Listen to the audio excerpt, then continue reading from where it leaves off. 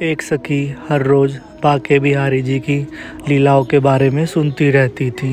वह सोचा करती थी कि बाके बिहारी जी मुझे अपना नहीं मानते, क्योंकि मैंने तो सुना है बिहारी जी अपने भक्तों के साथ कोई न कोई लीलाएं करते ही रहते हैं।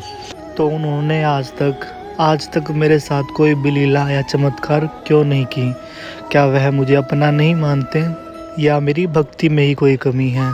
ऐसे सोच कर वह सखी अक्सर परेशान व निराश हो जाया करती थी। फिर बाके बिहारी जी उस सखी के साथ कोई लीला करते हैं या नहीं, यह प्रसंग आप लोग भी सुने। प्रसंग अच्छा लगे तो राधे राधे कमेंट जरूर करें। हरे कृष्णा, राधे राधे दोस्तों। मेरे यूट्यूब चैनल में आपका स्वागत है। आशा करता हूँ आप सब खुश होंगे, मंगल होंगे। बाके बिहारी जी की एक भक्त अपने माता पिता के साथ दिल्ली में रहा करती थी। वह हर महीने बिहारी जी के दर्शन के लिए वृंदावन जाया करती थी, और उसने अपने घर पे एक छोटे से लड्डू गोपाल भी रखे थे, जिनकी वह सेवा अपने घर पर ही किया करती थी। अब सखी का शरीर तो था दिल्ली में, लेकिन मन हमेशा वृंदावन में ही रहता था। ऐसे ही धीरे धीरे समय निकलता रहता है, और उस सखी की भक्ति बाके बिहारी जी के प्रति बढ़ती ही रहती है। अब कुछ ही समय के बाद सखी का मन होता है कि वह कुछ दिन वृंदावन रहने के लिए जाए, ताकि वह अपने बिहारी जी के दर्शन जी भर के कर पाए। अब सखी जैसे ही अपने माता पिता को यह बात बताती हैं, तो उसके माता पिता गुस्सा हो जाते हैं कि बेटा, जब भी तू बोलती है हम तुझे वृंदावन भेज देते हैं। अब यह कौन सी बात हुई कि तुझे वहीं रहने के लिए जाना है? लोग क्या कहेंगे?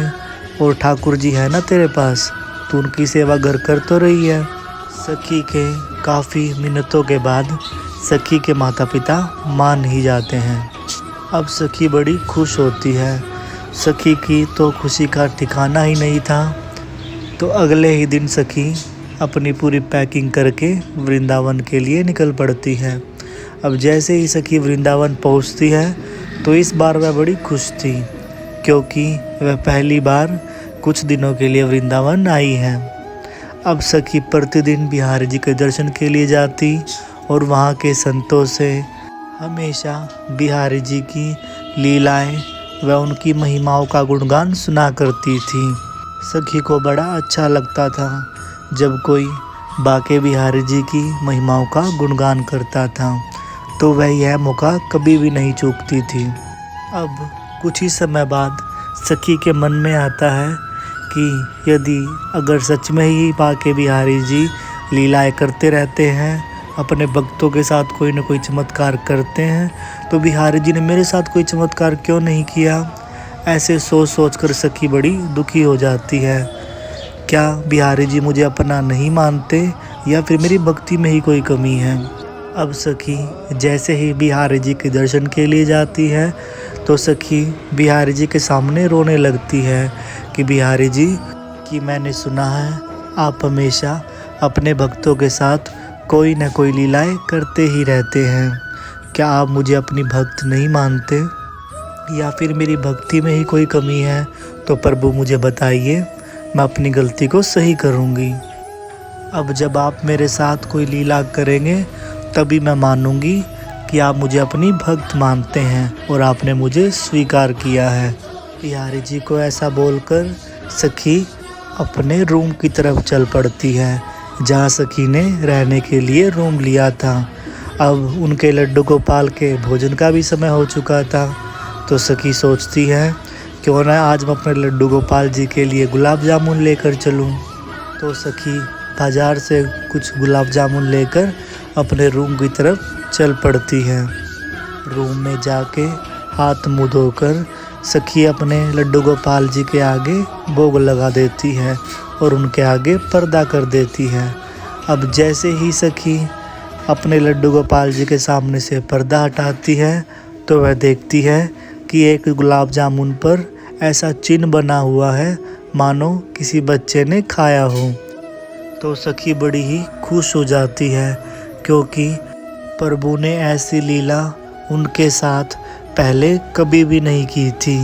यह सब देखकर सखी की आंखों से आंसू बहने लगते हैं और वह अपने लड्डू गोपाल को अपने हृदय से लगा लेती हैं और सोचने लगती है कि आज तक तो सुना ही था, प्रभु अपने भक्तों के साथ कोई न कोई लीलाएं करते रहते हैं और आज मैंने यह सब देख भी लिया।